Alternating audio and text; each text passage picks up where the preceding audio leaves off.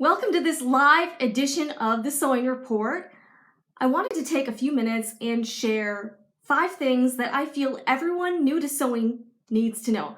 I'm Jennifer Moore, the host, and I want to help you discover your love of sewing. So if you're new to sewing, you haven't given it a chance, or maybe you tried it in home ec like 10 years ago and you hated it, I want to encourage you, don't give up. Sewing is awesome. So I've got some things that I want to talk about. And the reason I came up with this idea was because someone actually commented and was like, you know what, there's a lot of things that scare the crap out of me about sewing machines, things I don't know. And from talking to other seamstresses and sewists, I have learned that there's a lot of things that you don't know about the sewing world until you're in it. And then it's kind of mind-blowing. Like, I feel like when I started sewing and I kept learning about different things, I was like, whoa, this is crazy. I didn't know any of this existed. And I feel like the majority of folks who don't sew really don't know much about it, if anything at all. They've got the stereotype of the little old lady, maybe hand sewing in a rocking chair, but they don't know there's people like me and maybe people like you out there sewing who are making like modern, cool stuff, awesome dresses. And the best part about sewing is how free it is. You can make anything you want in any fabric you want, any combination, and it's made to fit you. So if you're interested in sewing clothing or other items, you're sick of stuff you're seeing in stores because it sucks, because trust me, I know, there's hope. There is sewing, and sewing is amazing. So I'm Jennifer Moore, and I wanted to share some of my own sewing journey with you. And by the way, if you have any questions, feel free to ask it in the comments. I'll intermittently stop, and if you do have a question, I'll definitely try to answer you if I can. And also in the description box, I posted some links and information to some of my favorite sewing resources. I have a website, sewingreport.com, and if you go there, I have a section that specifically says resources, and under there you can get all the different sewing machine manufacturers are. There's so many. A lot of different fabric makers, places where I buy my stuff online. I get a lot of my sewing supplies on Amazon. I've tried to post as many resources as I can, some of my favorite blogs. So if you are looking for one place to learn more about sewing, I've tried to compile that list of resources to hopefully help you. So I'm Jennifer Moore, I live in Atlanta, and by day and on the weekends I sew, and at night I work in television news. So I'm a young professional, and I spent most of my 20s basically not doing a whole lot of creative stuff. So I never thought that I would be sewing. I'm not a crafty person by nature. And actually, my husband was the one to encourage me to start sewing.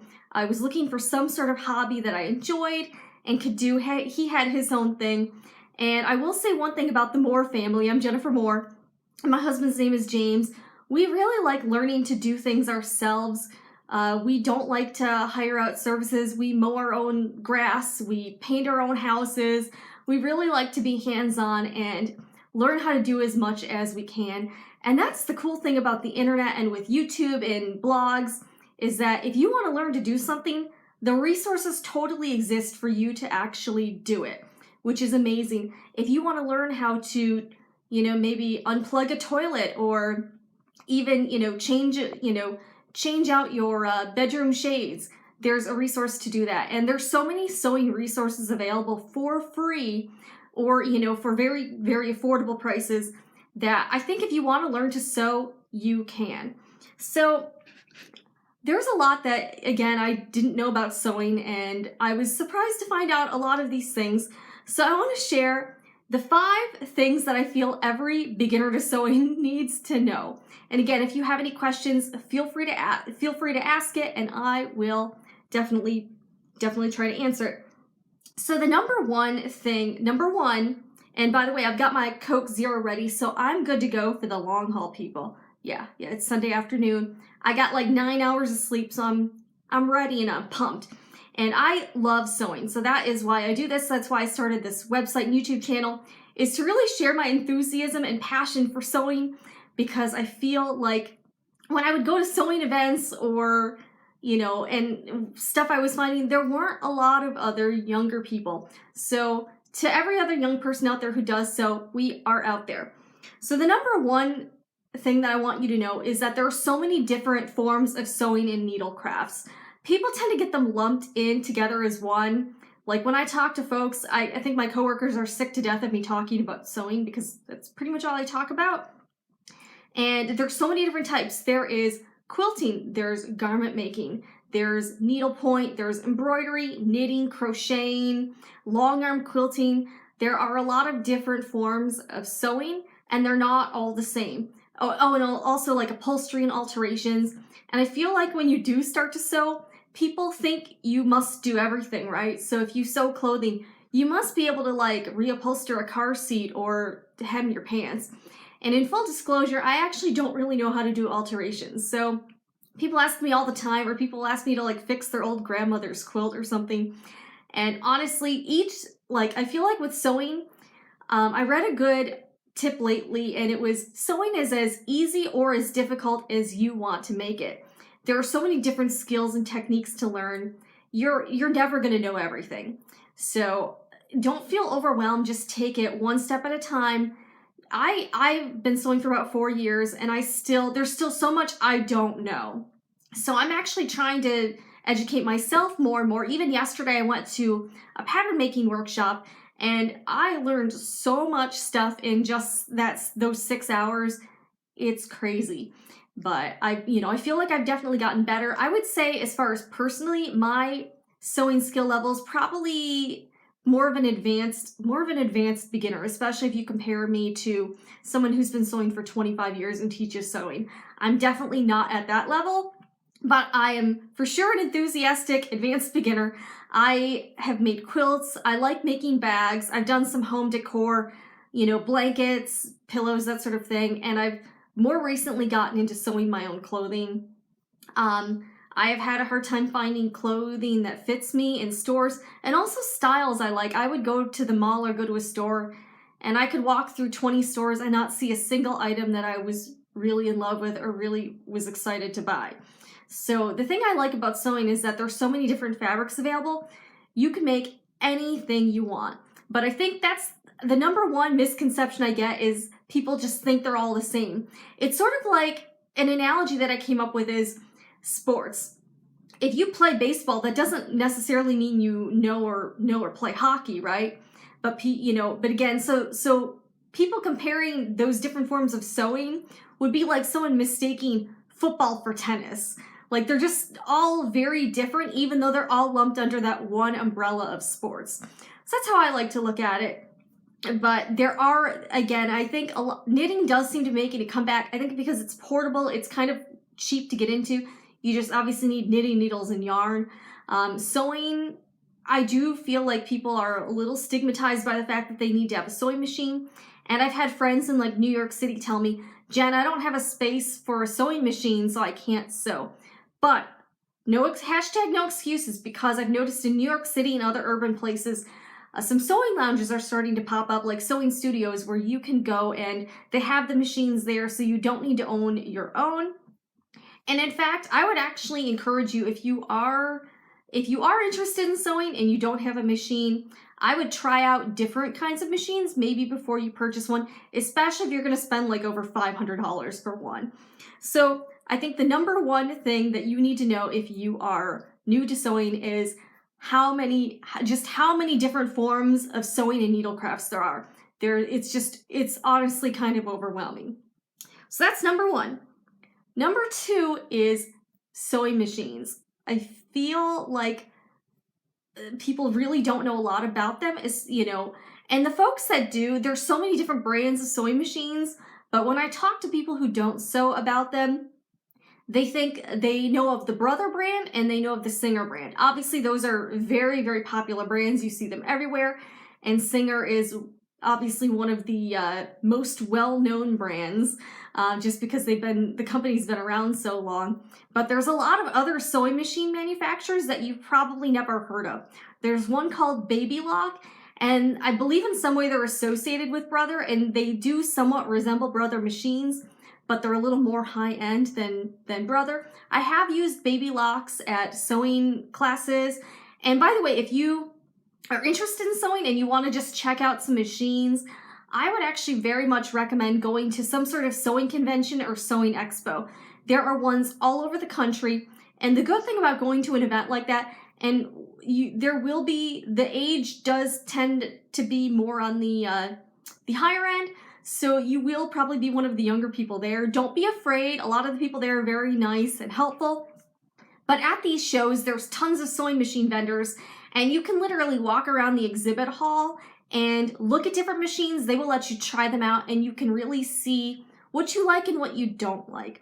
But let me go over some of the brands, and this is also on the resource page, so if you'd like to see more about each brand, there's a lot of them, and I probably didn't even list them all, but go to sewingreport.com and go to the resources tab, and under there I've got links to lots of different things like fabric makers, sewing machine manufacturers, blogs, where I like to shop for stuff.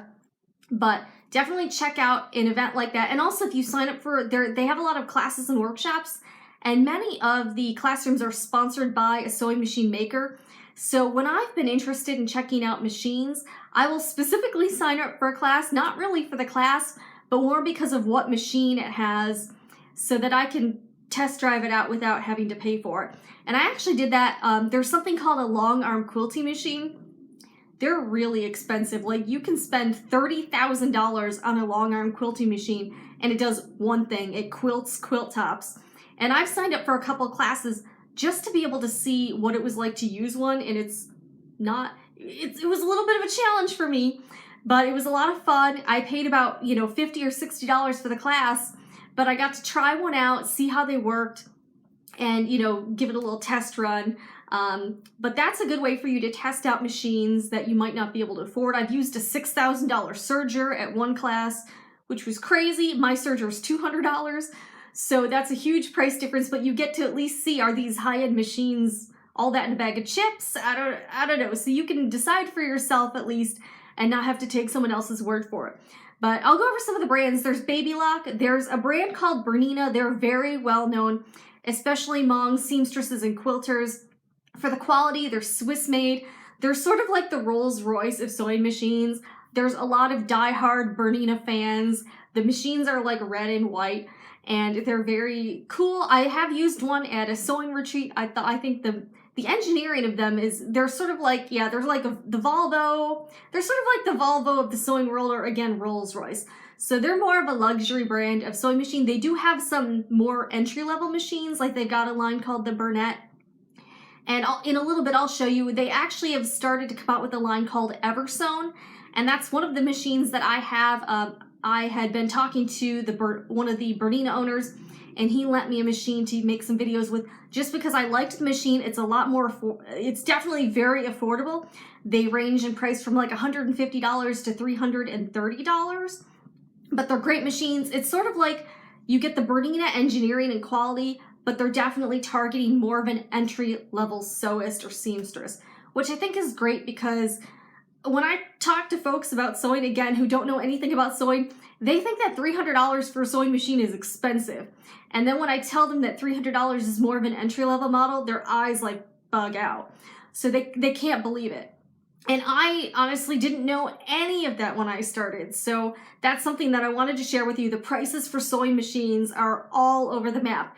You can get, and I've heard people say you get what you pay for. I think to some degree that is true. I know a lot of people that bought like a $50 sewing machine and it crapped up on them, jammed or whatever, and now they can't use it. So if you are trying it out for the first time, I would recommend looking at reviews, talking to people who own sewing machines. If your friend has one, maybe going to check it out to see what it's all about.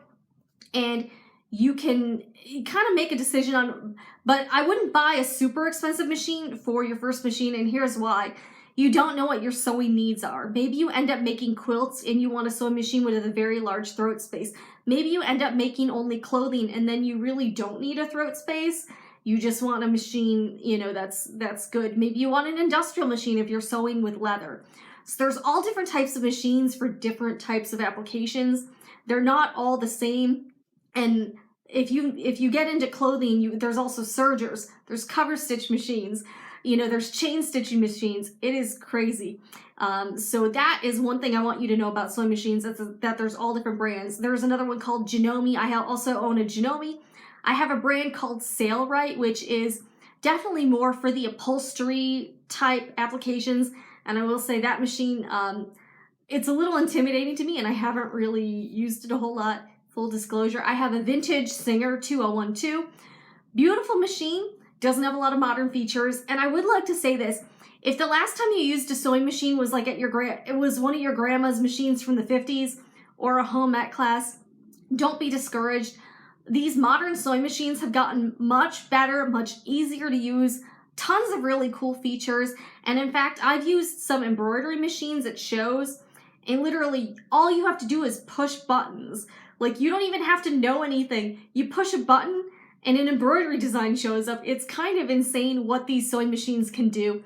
They're definitely, I wouldn't even think of them as just a sewing machine. They're definitely cool technology, and they're tools. They're really cool tools that you can use to make whatever you want out of textiles. And you can even sew with other materials as well.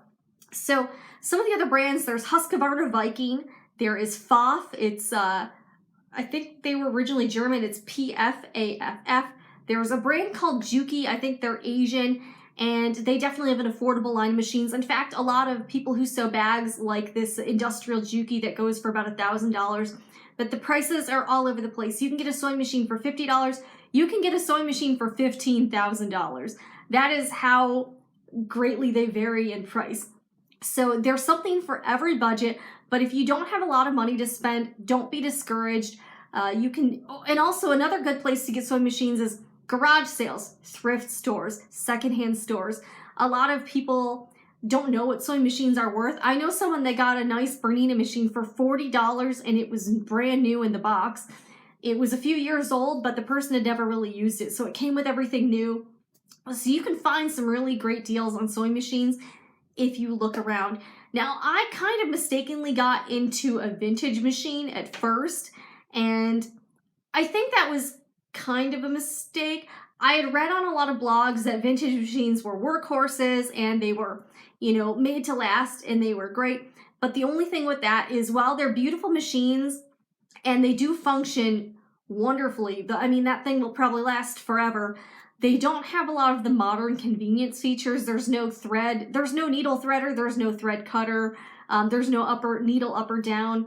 So a lot of the features that I really like in my modern machines, and I'll show you the Eversewn I've got right here.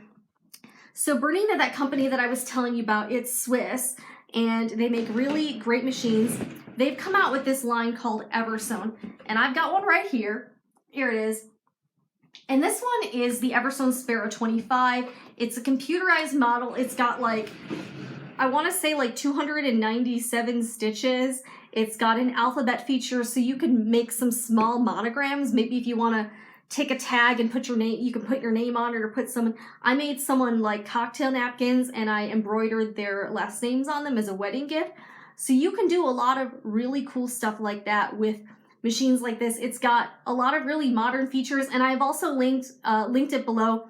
And one great thing, and one thing you should know about sewing machines, is that the reason you probably have never heard of many of these brands, did you find all the you know what, Heidi, that's a good point, because a lot of people end up getting a sewing machine. They're like, oh, I need 500 stitches, and you do find that you really just use a few of them. So if your machine only has 15 stitches, don't be too bummed out about that, because the chances are you're really only going to use the decorative stitches every once in a while. The most important stitches that you need are a straight stitch and a zigzag stitch. And if you do work with knits, you do want maybe a stretch stitch. That's, and I'll talk a little bit more about fabric later, but you do need you might need different stitch types and whatnot to work with different fabrics. But yeah, sometimes it can be distracting, and stitch selection should not be the first factor in buying a sewing machine. It should be more, how is the stitch quality? Will this last me a long time? Is this a cheap piece of crap? And you don't want that, because I've talked to so many people who either buy a sewing machine and never end up using it, or they get a sewing machine and it just seizes up, doesn't work, is just cheap junk, and sadly they never end up getting into sewing because of that. And I don't want that to happen to anyone, where you get a sewing machine and you don't ever end up using it because you're frustrated by it. And yeah, did have a home ec class and we did use sewing machines, and I hated it. I don't even remember what brand it was, but I did not. I think we had like a hand sewing project where we made stuffed animals, and I don't even remember what we made with the sewing machine, but I did not enjoy that experience at all. So that's why I want to encourage you, if you did have maybe a horrific home ec story, don't let that stop you. Okay, if you sew a letter, does it just sew? Oh, so it does have a memory feature. So Linda asks on your Eversewn, if you sew a letter, does it do just one and stop? Or can you do like a word? And you actually can. There's a memory function. So you can program in, and a lot of nice, which is a cool fact, which is definitely a cool function for a machine that's $330. My other sewing machine, I paid $2,500. And I do have some buyer's remorse. I have another video I did called "Do You Need an Expensive Sewing Machine?" And honestly, I feel like most people don't. But this one does. So you can type, select your letter or number, then you can click the memory button, and then you can keep adding more letters. So you can spell out a whole name. I believe this does only have one. I believe this has one font. It's not like a cursive-y one. It's more of like a block letter, like so M would, just look like that. But I think for a $300 machine, I think that's actually a pretty nice and generous feature of it to offer, because a lot of times you need to pay $1,000 before you even get into, sorry, I'm just adjusting my chair here, before you can even get into features like that. But as far as sewing machines go, I would maybe, if I was to do it again, so my first machine was a Brother SE400. I think they're about $300, and it's a sewing and embroidery machine. I think it's a wonderful machine for beginners. You can use it for a couple years, and then when you really figure out what you end up sewing a lot, and I've changed over the years. I really started out making quilts like this, and then more recently to clothing. But once you really figure out what you sew a lot, that will more dictate what kind of sewing machine you need, rather than the sewing machine itself. Like I have a serger, and that really finishes seam edges, and I would love a cover stitch machine. Yes, the Brother SE400 is awesome, and one great thing about that machine is that, and I think I have a link to it below in the description box, a great thing about that machine is there's so many tutorials on it. Like my husband actually chose the machine, and actually, believe it or not, it was his machine. He picked it out, he bought it for Christmas one year, and we ended up using it a lot more than that vintage Singer, just because it has so many more features. And that machine did us fine for about 2 or 3 years. And I will say this, a lot of higher end sewing machine makers do require you to go to the dealership to purchase them, which honestly I think is a bit outdated in this current sales environment. A lot of people are buying things online.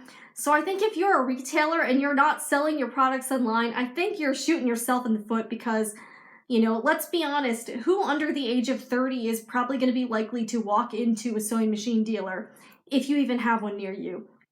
Because, and I know a lot of people are like, you really need to go to the dealership to get that in-person interaction. Some people don't like interacting with people. Like, I buy my groceries online because sometimes I just don't want to deal with people at the store.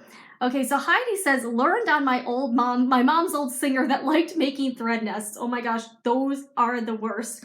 And I will say, with the Eversewn, I haven't had that problem, and with my Janome 7700, also haven't really had that problem. I do use a leader before I stitch, so I put like a piece of fabric under I stitch a scrap piece of fabric first before stitching what I actually want, and I noticed that will help cut down on thread nests.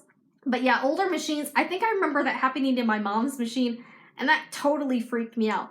But a lot of these higher end manufacturers, they want you to go in person to the dealership. They don't advertise prices online, and especially if you want to get one of their higher end models, they only sell them in stores. And I think that's a challenge for attracting younger buyers, because when I buy something, I buy a lot of my stuff on Amazon. I don't go to the store. I don't really want to go to stores. And one factor is to save time. I buy groceries online because I can save 2 hours and do something else with that time. But the one thing I do like about makers like Eversewn, Singer, Brother, and even Janome and some other brands that are starting to get on the online sales train is that they're offering a lot more convenience for their customers. And I've gotten a comment, but what about if you need it serviced? You know, you really need that. You really need to buy it from a dealer. And I think to some degree that is true. How does your Eversone handle knits? A lot of the 7mm machines tend to pull the knit fabric down into the holes. I think the Eversone does okay, especially if I use a leader before. The one thing, and I'm gonna have to look at the manual because I'm not sure. I'm actually sewing a knit project right now and I'm using my Janome because you can change the pressure of the presser foot. I'm not sure if you can on the Eversone, so I decided to be safe and do it on the Janome. But I have sewn knits on the Eversone before. I think the thicker and more stable the knit, the more success you will have with sewing knits in general. I personally don't like to use thinner knits just because I find on any sewing machine it has a hard time handling it, and it does, like Linda was saying, it does tend to get eaten up by the needle plate. So that is definitely a problem, and a problem I haven't really, I've heard you can put like a piece of tissue paper under it to stabilize it. I also bought some clear elastic for maybe stabilizing like shoulder seams or whatnot. So I'm gonna try it out and see if it works. My next adventure is trying to see if I can hem double knits. I've never done it before, and it's been taking a lot of trial and error to see what works and what doesn't. But with the sewing machines, okay, so Vicky says, I've used my walking foot to sew knits and that has helped a lot. You know, that's a good point, Vicky. Maybe I'll try the walking foot, and I did buy, you can get a quilting accessory foot for the Eversone, and it was actually very cheap. I thought it was $35. You got 4 feet, including the walking foot, and walking feet definitely help with basically feeding your fabric evenly through the presser foot. So that might help you. And Vicky and I have been chatting, and she is a sewing teacher. So there are a lot of very reputable, very legitimate sewing resources out on the internet. And I've talked about this before. There's some really bad ones out there, but there's also some really good ones. So later we're going to talk about how to find legitimate sewing tutorials and what you should look for. Sort of like the real news versus fake news phenomenon that's going around. But with the sewing machines, especially with the lower end sewing machines, like anything under $300, I've actually never needed to get any of these machines serviced. My Janome that I paid $2,500 for and still kind of regret, it's a good machine, but I think it was too much machine for what I needed. I thought I was going to quilt all these quilts, and then I never ended up doing it. And in hindsight, I should have bought a cheaper machine, gotten a serger and a cover stitch machine, and then paid to have my quilt tops quilted because I haven't been doing very many quilts. So for like the 1 or 2 I do a year, I could have just spent the money and just had a long armer do it professionally. But I've actually never needed my lower end sewing machines to need service. I clean them out regularly, but I would be nice, and I was talking to one of my friends, her name is Brenda, and she runs Pink Castle Fabrics. She sells fabric, and she also is she's an authorized Janome dealer, and we were kind of chatting and about how great would it be if sewing machine dealers offered like maybe like free phone or Skype help, like if you needed help. So here's what I did when I bought my sewing machine, my Janome. I went to the dealership. Of course, it had like that, I won't name it, but a lot of sewing machine dealers kind of look straight out of the 70s, wood paneled walls. Everything looks kind of old. And I'm going to be honest with you, I don't feel like that's appealing to the younger consumer. I think there are some shops that are starting to get on board with a more modern aesthetic, and I think that is a step in the right direction. But I will say a younger person is not going to feel super comfortable in a situation where there's no one their age there. Everything looks kind of old and maybe dingy, and you know, they're just, it's not going to be, and they have to drive like 40 minutes to get there. So I actually did do that. They offered me a free lesson, and then when I went back, the person they had do the lesson knew like less about sewing than I did. So I know a lot of people are like, oh, but you get that in-person help. In my experience, I really didn't. And here's another thing, people learn in different ways. Some people love in-person interaction.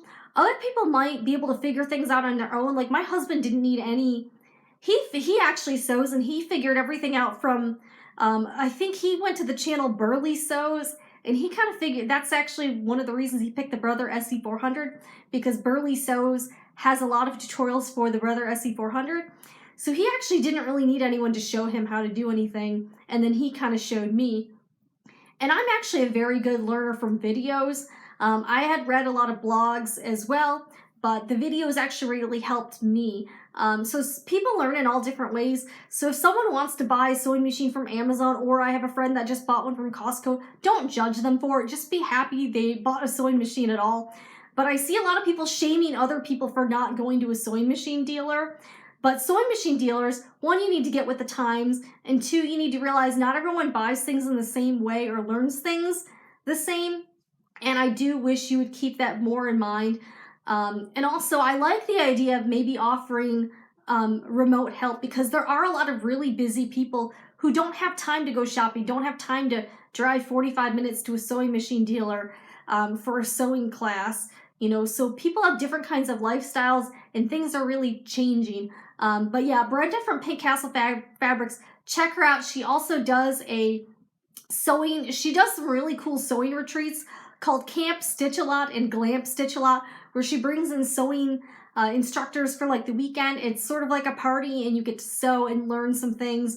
And she also sells Janome sewing machines, but we were kind of talking. She's one of those people that I think is a very forward thinker, and she's always thinking about ways to cater to the more modern consumer. But we were talking, you know, I wish people would offer, yeah, like Skype help, or maybe something that would help you. Okay, so Vicky says, I read the book on the baby lock Rachel, and then when I went to the class for my new machine, the teacher, obviously not, because she gave us a lot of misinformation. That's terrible. And Vicky, you're a sewing teacher, so yeah, so you obviously know a lot about sewing. And that's the thing, like, not all of these classes are going to be great. I've been to some in-person classes that I did not find helpful. I've had some craftsy classes I found great, and some craftsy classes I did not find to be that awesome. Dealers also have the expectation you'll buy something. That is true, and sometimes I feel like sometimes it's like going to a used car dealership. Like, they kind of follow you around, and it makes you kind of uncomfortable. Oh, I do have one other business that I thought was very cool. So there is this designer, and she's very well known in the sewing and quilting world, named Anna Maria Horner, and she has this really cool, amazing shop in Nashville called Craft South. I think she is definitely on the right track. It's this, and I have a video on this on Sewing Report. It was actually the first video that I posted on the channel. I toured the shop. It's beautiful. She is also a Janome dealer, and I'm not like a Janome spokesperson at all. So Linda said, I had the same experience. I researched machines online, and when I went to the store, I knew more about the machine than the salesperson. That should not be the case. You should not know more than someone working at the store. That's like going to Best Buy and having the Geek Squad be like totally, you know, uninformed. That's awful. And again, that's why I tend to shop online, because, you know, I hate to say I'm lazy, but I'm lazy. You know, I want to be able to buy something that's convenient, that I don't have to drive somewhere to pick up. I live in Atlanta. The traffic is terrible. Even driving 5 miles will take you an hour sometimes. It is awful. And in fact, the sewing class I went to yesterday, it was on the other side of the perimeter, and Atlanta's sort of like here, and then there's 285 around it. I had to drive all the way on 285 to get to the sewing class. Luckily, it was a Saturday, but the traffic was still pretty heavy for a weekend. So when you're asking people to drive somewhere, you don't understand how much you're asking of them. And that's why these online businesses are sometimes cannibalizing the brick and mortar shops, is because they're offering time, they're offering convenience. And if you're not offering the same thing, they're not going to buy from you. So if you are a sewing machine dealer, I hope you do keep that in mind. Regarding workwear, what do you think is a good number of blouses, tops, pants that would be a reasonable goal to sew? That's a good question. I haven't really thought of that. I'm trying to figure out my plan for like my wardrobe. I've been sewing random things. I wear a lot of lounge wear at home, and then my office is sort of business casual. I've made 2 dresses so far, and I'm actually about to finish a 3rd today, hopefully. But I have a lot of clothing already, so I did make this video a while ago called Making a Handmade Wardrobe, and I am going to be making all my own clothes rather than buying them. I think that's up to you. Some people have a very minimalist wardrobe. Maybe they have 3 shirts, 2 pairs of pants, a skirt, and a dress, and they're good to go. Other people, maybe you like to have a gazillion articles of clothing. Other than leggings, have you made any pants? Vicki, I have made, I think it was a simplicity pattern. I made a pair of pants. It was made out of linen, and it was from a Craftsy kit. And by the way, if you haven't checked out Craftsy, it is an awesome place to go to. They have a great blog. You can get really good prices on apparel, fabric, and sewing kits. So the sewing kits will come with like and there's a link in the description box to Craftsy if you haven't been there before. I'm definitely a member. I love it. And you can get a pattern, and then they give you the fabric to make the item. So, and the prices sometimes are really good. So Vicki, I made a pair of linen pants. The simplicity size on me is sort of weird, and I think that was the first article of clothing I made. The pants, I don't know if I'm gonna wear them out of the house. They kind of look homemade. That is one thing. Your first sewing projects will look a little rough. So I have made pants before, and I did actually make another pair of pants out of the same pattern, but I made them shorter because the pants were like, the original pair of pants were like way too long on me. So yeah, so sewing machines, there's a lot to know. I've tried to link some resources, but definitely I would say buy the best machine you can afford. I think a good price for a beginner, I would say between $150 and $300. You don't really need to spend more than that unless you really, really want to, and maybe have money you want to drop out of an airplane or something. Maybe you're rich. I don't know. I'm not. Money doesn't grow on trees. But I personally would be leery of machines under $100 just because those are the ones I've heard people complaining about, that they just break and they, don't ever end up sewing. So I would definitely buy the best machine you can afford. So that is number 1. I know that was, wow, very long-winded. I really can talk forever. I'm going to try not to, but that's why I like this live format, is that I can, talk about whatever. And, if you want to tune in, you can. If you don't, that's cool too. So I would say number 2 was sewing machines. So number 1 was there are different types of sewing. 2, sewing machines. 3, let's talk about fabric. So everyone who doesn't know anything about sewing, they assume everyone buys all of their fabric at Joann's. All fabric on the planet, that's where everyone gets it, right? That is not at all the case. And that is one of the most surprising things that came to me when I started sewing, was how much more there was available in fabric than I ever realized. And in fact, I don't really buy most of my fabric at Joann's. I think the quality is okay, especially if you are, knit fabrics are so hard to find. Okay, so Signature Lady, fabric.com, great knits. Also, I've got some great knits off of Craftsy for like $4 a yard. Definitely look around for knit fabrics. There are some deals. And in fact, I'm probably gonna add some more resources to my list of online shopping, because I have found a few other websites. There's one called fashionfabricsclub.com that was recommended to me by another blogger named Emily Hallman, and I was looking at their selection, and the prices were really good, and they had some interesting things.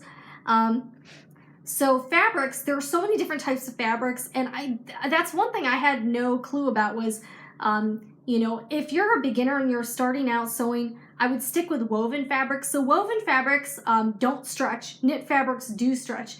Knit fabrics, okay, Girl Charlie, that is linked on sewingreport.com. They do have a good selection of knits. So thank you for helping each other out. And if you have a favorite place you buy fabric, let me know, and I'll check it out, and I may add it to the list, because I think we could all, who doesn't need more fabric, right? So there are so many different types of fabric, but if you are starting, start out with woven fabrics, because knits are a little bit trickier to sew with. A lot of people say, sergers and cover stitch machines are very helpful with sewing and hemming and finishing knits. And in fact, a cover stitch machine is definitely on my wish list. So that's one thing I don't have that I wish I did. Knit fabrics don't unravel, woven fabrics do. And another thing that I didn't know was synthetic fabrics versus natural fibers. So natural fibers would be like cotton, rayon, linen, silk, cashmere. Synthetic fabrics would be like nylon or polyester. Synthetic fabrics don't shrink.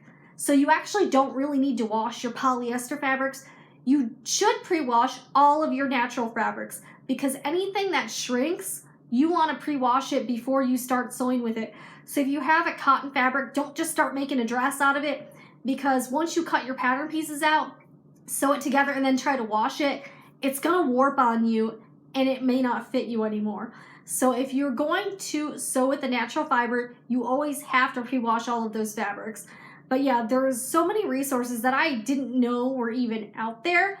It's mind-blowing. I'm serious. Like, getting to sewing is like discovering the lost city of Atlantis. You have no idea it's there, and once you are, you're just kind of amazed and overwhelmed by everything.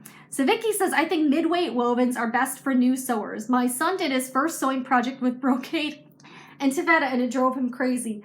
Oh my God, yeah, that, I haven't even sewn with either of those materials, and I haven't really sewn with a lot of slippier fabrics. Yeah, I think Vicky is right. Mid-weight wovens are good for you if you're new.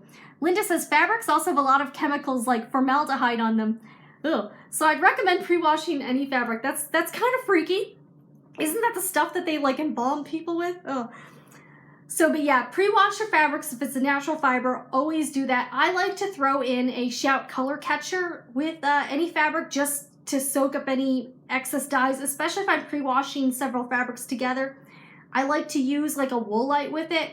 You know, gentle cycle, either cold or warm water, and then I dry it as if I like to dry the fabrics like I would dry them when I'm laundering them. But for me personally, I always like to do my laundry on low heat.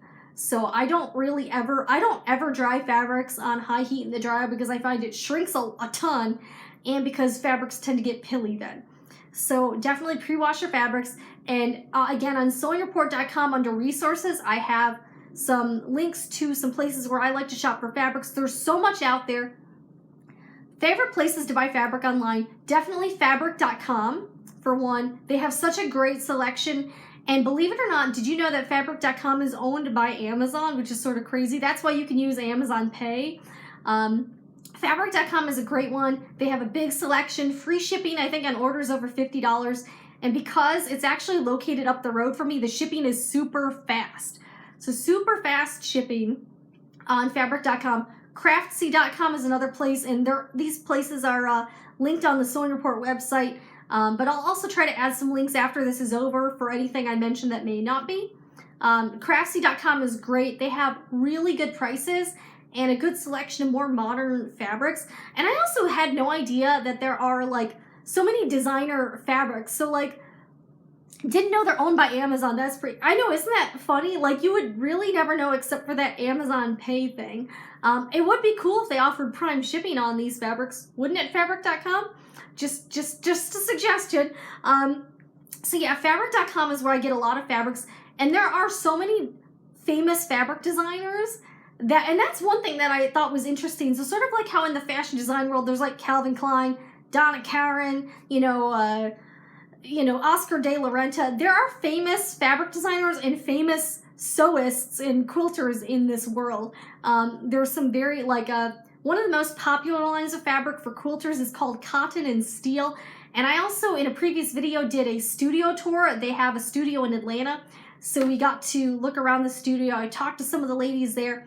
I think they're one of the biggest movers and shakers in the fabric designing world. Very modern, very hip stuff. So I think a lot of people get this impression that fabrics are like Civil War reproductions or something you would see out of like the 70s. Not true. There are some very innovative and very funky, hip, modern fabric designers, and you can really find any sort of fabric you want.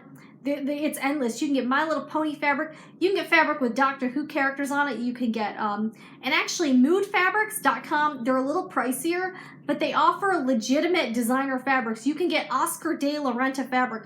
You can get Calvin Klein suit fabric. You can get like Marc Jacobs fabric, Theory fabric.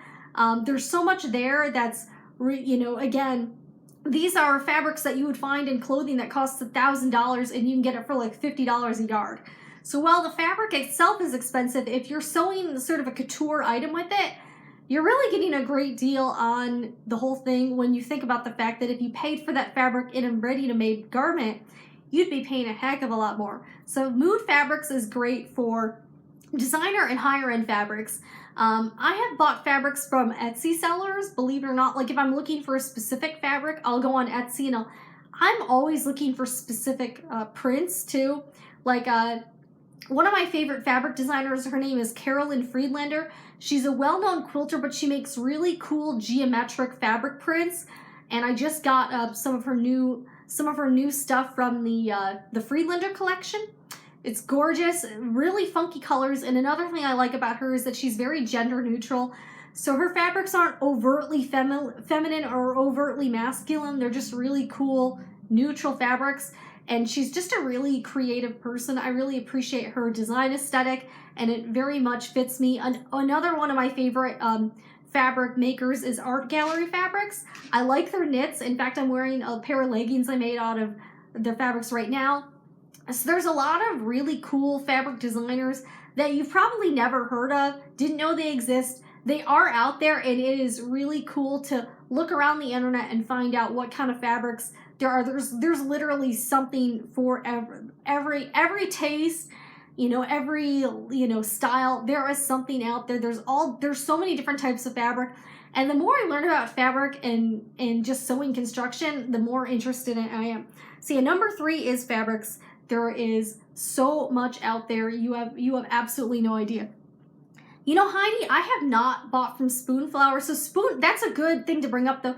So Spoonflower is a site where you can design your own fabric and other types of goods.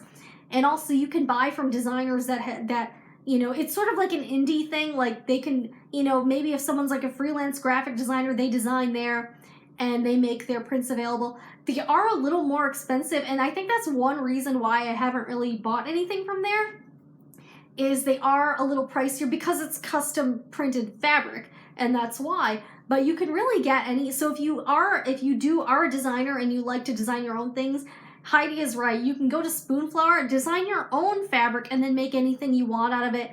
And they also have several different substrates. You can get like cotton, you can get like canvas, you can get all kind, you can get knit fabric. So you can get any type of fabric and you can get anything printed on it that you want. So Spoonflower is a really cool resource as well. So that's a good thing to mention, Heidi. Okay, so number 4, I feel like I've been talking, and again, I try to talk to people. I talk to people who don't sew all the time, just because I'm curious to see what they think about sewing, just so I can better explain it and better maybe make videos like this to try to help those folks and help you. So when I talk to people about sewing projects, well, one, people don't know how much time and effort goes into sewing, especially sewing clothing and quilts. I think those are 2 very labor-intensive things. When I'm sewing like a dress pattern, I have to trace the pattern, then I have to cut the pieces out. I have to fit it. I may make 1 or 2 muslins to see if it fits me well.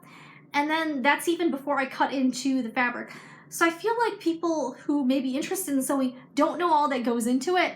Yes, Vicky's talking to people about sewing and sewing machines is the best. So that's why I'm happy to do this live show now, because we can talk about it right now in real time.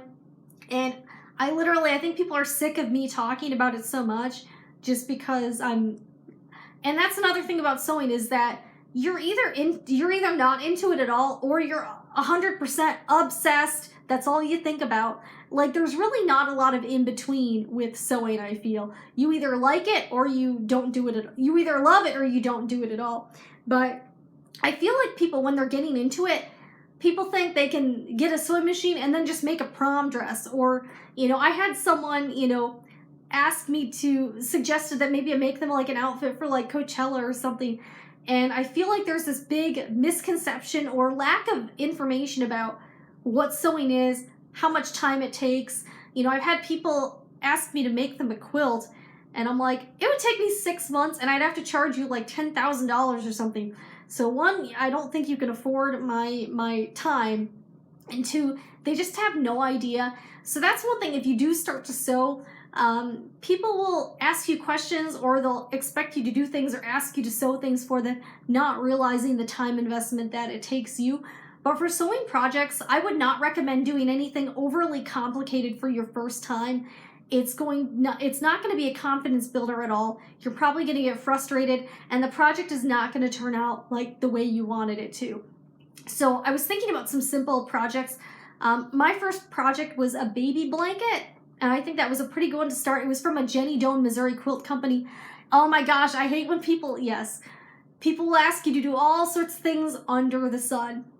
So yeah, so if you're gonna start out with something easy. Start out with a napkin, placemats, pillow covers, baby blankets. Missouri Quilt Company and fatquartershop.com, they have good YouTube tutorials on things like that, like baby blankets or, throw pillow covers, stuff like that. Start out with something easy and simple, because if you try to out with something that doesn't match your skill level, it is not going to turn out. So Heidi says, how do you get motivated to sew? That's a good question. I just like sewing.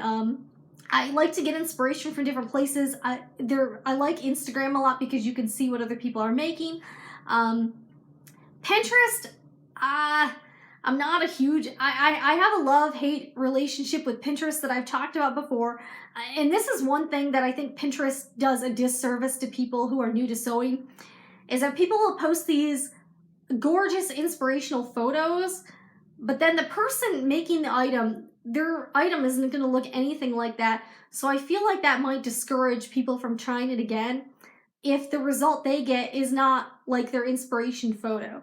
So that's one thing I think that's bad about Pinterest, is that people have this unrealistic expectation for what they can do based on their skill level. But I would say match your skill level to the project. There are things I haven't done. I haven't even made my own jeans yet. I've never made like a collared shirt. Vicky says, I think sewing is good for stress management. That is a good point. Especially if you're a working professional, which I feel like the sewing industry doesn't really cater or market to people like me at all. I think that's a huge miss, because we are stressed the F out and we need something to get our minds off stuff, and we need something that relaxes us and something that, maybe gets those creative juices going. And I feel like for me, sewing is the thing. I feel like I'm happier than I used to be. I feel like my relationship with my husband is actually better since I started sewing. I think sewing has given so much to me, and that is why I wanted to start this sewing report project, is to share that and really spread the word, spread the gospel of how awesome sewing is. So if you haven't tried sewing and you're interested, or if you're just looking for some sort of creative outlet, I would say this is a great thing to start doing. You can make really cool things for yourself and gifts for friends and family. I know one thing people will say to you when you're sewing is, oh, that's really cute. Sell that on Etsy. Open an Etsy shop. I've heard that a lot. I have personally no interest in selling anything. I have thought about making some projects and maybe trying to auction them off to raise money for charities. So that's one thing I may do in the future. But as far as sewn items as a business, that is something I'm personally not interested in at all. And most of the people I know in this industry and community that make money through sewing, most of them don't sell things. Most of them are like pattern designers or fabric designers, bloggers. They teach sewing.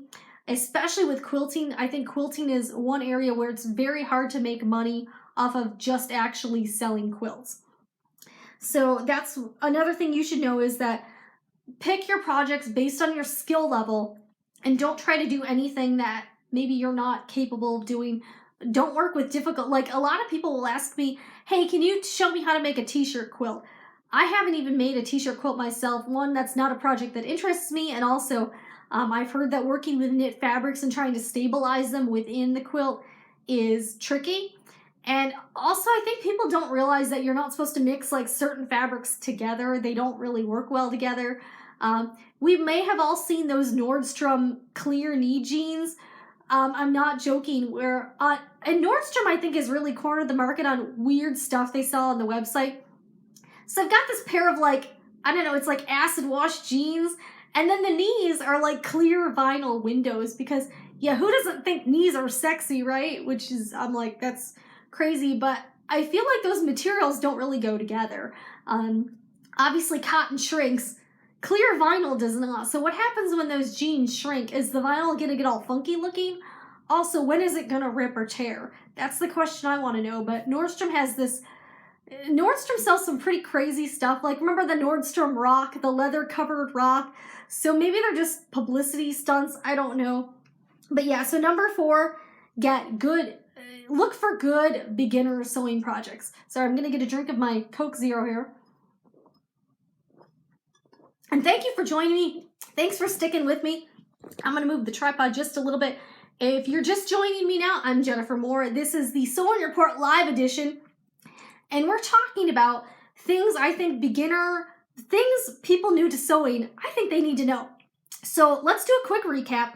Number 1 was different types of sewing. There's so many different kinds. And if you're just joining us now, there's going to be a replay available. So feel free to stay tuned for that. 2, sewing machines, how to get one, what kinds of machine, there's so many different kinds of sewing machines. What else is out there? 3, fabric. There's so many other places besides Joann's to get your fabric. And 4, look for good beginner sewing projects if you're just starting out. I think 5 is, I think there is and I think this is a problem. I think there's a lot of really, really, really bad information on the internet, bad tutorials, and low quality. I think there are a lot of people teaching low quality sewing techniques or the DIY type of stuff. And I would like to talk about this. I think, in my opinion, there is a big difference between like the DIY projects, the low or no sew projects, and then real sewing. So I guess that's sort of like how you could call it between real news and fake news. I think there's real sewing and there's fake sewing all over the internet. And I think people have a hard time, especially if you're unfamiliar with this community and unfamiliar with sewing. It may be hard for you to tell the difference between a good quality sewing resource and a bad quality resource.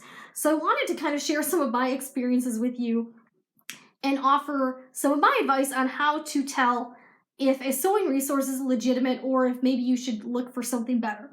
So you've probably seen the Pinterest pictures where the picture will be awesome. You click on the link, it's either dead, it goes to an aggregate site where you have to click through 50 pages and you still don't get to the tutorial. Or if it is a tutorial, it's not really a tutorial. Oh my gosh, yes, when you see bad sewing, as Vicky says, when I see bad sewing in an online tutorial, it drives me crazy. And I've seen a lot of these where like, it'll say like, I saw one, no joke, where, so it's like, it says no sew halter top. The production value of the video was actually pretty good. So it looks kind of professional on the surface. But then when I got there, so it's a guy, he takes 2 yards of knit fabric, folds it into quarters, lays it on the ground, takes a paper plate, traces a neckline, and then he like ties it behind the model, and that's the halter top. Now there are so many problems with that tutorial. One, he didn't finish any of the raw edges. And that's one way to tell a good tutorial from a bad one is, do they finish the raw edges or leave? Because a good sewing tutorial will always finish the raw edges. So a seam allowance, okay, so I'm gonna take a piece of fabric. If you're sewing this piece of fabric together and you stitch these two together, say you're stitching 2 pieces of fabric together, if you sew this, you're gonna have these edges left over. Now, if in a good sewing tutorial, the person will find a neat way to enclose these raw edges. So, okay, Made to Sew, she explained, okay, so Heidi recommends a YouTube channel called Made to Sew. She explains things pretty clearly. And there are some really good sewing teachers on the internet. And then there's what I think are hacks. They're people, they don't really have any sewing credentials.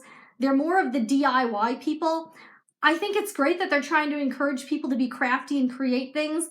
But then I think they're also spreading this misinformation that that's what sewing is. That sewing is taking a t-shirt and cutting whole shreds in it or something. Or, hot gluing seams. Someone in the last video said they actually saw somewhere people were telling you to hot glue sides. And that is not, in my opinion, real sewing. That's more of the DIY stuff. I'm also not a fan of people who call their videos like DIY couture, because those DIY and couture are like an oxymoron. Couture sewing is very fine, classic sewing finishes, and DIY is more like the hot glue type stuff. And there's not anything wrong with that inherently, but then I think people really get those confused and they don't know what real sewing is. But if the person is teaching you to sew and not enclosing the raw edges, that is to me, one of the biggest red flags that's more of a low quality sewing tutorial. I also look at the person's credentials. If they just say, I like to make things or something, you know, that's a lot different than someone maybe like Vicky, who's been teaching people to sew for 15 years, went to fashion school, teaches all over the country, writes books. So if you're looking for a sewing teacher, that is one of the ways where you can maybe differentiate between someone who's more of a hobby sewist versus someone who's more of a professional seamstress. I have signed up for several of Allison Smith's classes on Craftsy. I think she has sewn for like the Queen, and she's gotten some like sort of like royal awards or something. So that's someone that obviously is a legitimate sewist. I've also been trying to watch some stuff by a woman named Susan Calje. I've heard great things about her teaching, and I'm actually very interested in signing up for her classes. She also does this like 6-day workshop. Oh, excuse me. I think it's like $1,200 to $1,500, but you sew a couture dress with her over 6 days. So that's one thing I want to point out, is that if you are just interested in DIY stuff, that's fine, but please don't get that confused with real actual sewing, because there's a huge difference. And personally, I'm not, like, a lot of people are like, why don't you teach tutorials on DIY stuff? I'm personally not that interested in DIY type anything. If I'm going to spend a lot of time and effort on making something, I do want it to be good quality. And I feel like a lot of the tutorials on Pinterest, they don't look very high quality to me. They are not teaching good sewing techniques, and the item they're making, while it may look pretty in the photos, I don't feel like on a long-term level that item is going to last. Sort of like when you see the Pinterest tutorials where you can tell they only made the item good enough to take a picture of it, but if you like went outside in the rain with it, it would like get all jacked up. So that's one reason. If you guys have if you have any pet peeves about some of the stuff on Pinterest and with YouTube tutorials or blogs, feel free to comment, because I find those hilarious. I've seen so many bad ones, and in fact, yesterday I was looking for some tutorials on a couple techniques, and I couldn't find a lot of good ones. I was trying to look for a tutorial, so I bought this lace applique trim, and I was trying to figure out how to hide the edges you cut so they don't look all, you know, so they look professional and they don't look all, you know, homemade. And I was unable to find any good resources on that. I was also trying to find a tutorial on how to hem double knits, maybe with like a blind stitch. I found a couple that were okay, but I didn't exactly find what I was looking for, or like a good way to hem a double knit, or even work. I couldn't find a tutorial on how to sew a dart and double knit, which was a little bit tricky for me. So that is another thing that I do want to point out, is that there is definitely a difference between there's good sewing, there's bad sewing, and there's just a lot of fake and misinformation being spread around on the internet. And I personally will only recommend tutorials and resources that I think are good quality. I do have a bar of standards, and I don't want to encourage anyone to make a 5-minute sewing projects that only lasts for 5 minutes, because the purpose of sewing for me is to make quality items for my wardrobe and for my home and for gifts that do not look handmade and that are high quality. So those are just some of the things I wanted to touch on. I also want to share with you, if you are new to sewing, okay, so Vicky says, Susan Calje has some great classes on Craftsy. She is great, as is Lorna Knight's iconic tweed jacket. And Vicky, yeah, I do want to sign up for Susan's classes and that classic tweed jacket. So there's a class on Craftsy if you admired those really expensive Chanel jackets, the ones that cost thousands of dollars. There's a Craftsy class on how you can make your own and give it those same fine couture techniques, which I think is really cool. And Craftsy has a lot of sales on their classes, and they also have a lot of free classes. So there's 2 classes that are good. There's one called like Sewing Machine Basics, and there's another called Sewing Machine 911 on Craftsy, and they're both free mini classes. So if you just want to see what sewing machines are about, or, you know, the different parts of sewing machines, those are good ones to sign up for. I also made a video. Hopefully it's all right. It's I tried to make a video on how the heck to use a sewing machine using the Ever sewing machine. It's not anything super extensive, but basically how to get from the box to just getting it to stitch, period, because I feel like a lot of people don't like. I've had several people tell me recently I bought a sewing machine and haven't used it, or sewing machines scare the crap out of me. And I felt the same way before I started using one. And they're all kind of similar. So if you can learn to use one sewing machine, you can learn to use the others. You just really have to initially get comfortable with the machine first. Okay, so Green Tree says, I like sewing clothes so much I got a craftsy class on making underwear and bras. Talk about a complete handmade wardrobe. Oh, that's awesome. I'm actually going to give underwear a try.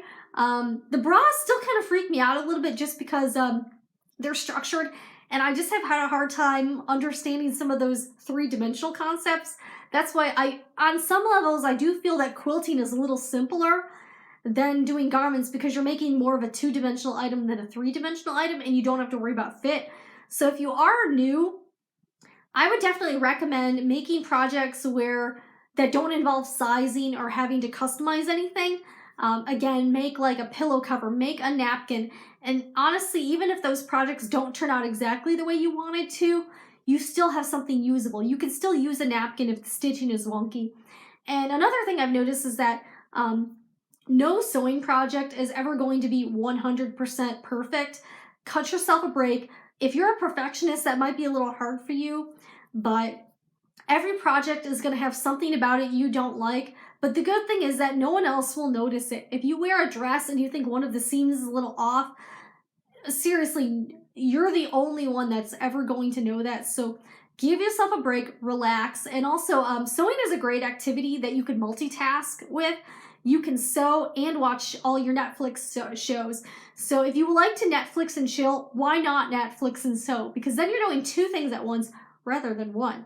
So when I'm sewing and watching like a show or something, I feel like I'm being twice as productive as pretty much everyone else I know. I started sewing a little bit later than other folks, and I deeply regret that. Every day I wonder why I didn't start sewing at an earlier age, because I feel like I could have been so much farther along, you know what I mean? So if you haven't given it a shot yet, why not? Now is the time, people. Now is the time. Really seize the day and don't waste your life. Don't waste your youth. Okay, so Vicky says, if someone says something about your wonky seam, they are not really your friend. That's a good point. If they are that mean to you, maybe you should rethink the friendship, I guess. But yeah, none of my friends, in fact, the baby blanket, so the first project I made was a baby blanket out of minky fabric. And by the way, minky fabric, I think on some levels is the devil. Cutting into those snuggle fabrics gets stuff all over the place. You'll be finding fabric in your hair for days. So minky is not a fabric I would recommend working with for beginners, but that was the one I picked. But again, I didn't know any of this stuff. So when you are starting out, I feel like that's something people don't know, is they don't know, hey, what fabric is easiest to work with? What machine might be good for me? So that's why I wanted to answer some of these questions and talk about things that I really wish I knew starting out. I might have been a little, less stressed out about it and been able to relax a little bit more at first. But yeah, as a person, I'm pretty high strung, and my anxiety level tends to be pretty high. So sewing is the one activity that I feel like you really have to focus on, and it really just allows you to kind of zone out everything else. But I feel, now if you're in your teens or 20s, I do want to say this to you. Don't waste your time doing stuff that doesn't matter. I spent so much of my younger years going out to dinner with friends, or going to the mall, or, going out drinking. And honestly, I have nothing to show for it. If you're a fan of Gary Vaynerchuk, you'll be able to relate to this. So I listen and watch the Gary Vaynerchuk YouTube channel and his podcast all the time. He is hands down one of the biggest marketing and digital social media experts of our time. So this girl calls into the Gary V show. Her name is Taylor, and she's actually from my hometown of Buffalo. And I feel like a lot of people in her situation, they're doing nothing with their lives. They may work some job, but they don't like it. They want to do something else, and they want to be really successful. But they're not doing it, but they're spending all their free time, getting drunk at a bar, or, laying on the couch watching House of Cards. Inherently, there's nothing wrong with those things, but I feel like none of those activities are going to help you get to where you want in your life. Sewing, I feel like, has just given me this huge passion and motivation to do things and to create things. That's actually why I started this YouTube channel. In full disclosure, my background is as a television producer. So I thought, why not marry these two passions and create videos and resources about sewing, and also share some of my experiences, share my makes with you. And just really, you know, I love editing videos. I love shooting videos. There's so much to know, and I even had to learn some things about YouTube and whatnot. But I feel like a lot of people in their 20s just aren't really making the most of what they have. So if you are younger, you know, instead of going out with your friends, why don't you learn to do something? I feel like a lot of the people I encounter, they always have excuses for not doing things, like, oh, I don't have time, or, you know, it looks like one of the #1 comments I get about sewing is, oh, my mom sews, that's great. It looks, I could never do that. Why couldn't you do it? You know what? The only reason you can't do something is because you're not trying. So I'm not trying to be mean or anything, but the only thing stopping you from not doing something is you. There's no excuses now. There's so many resources, there's so many places you can get information.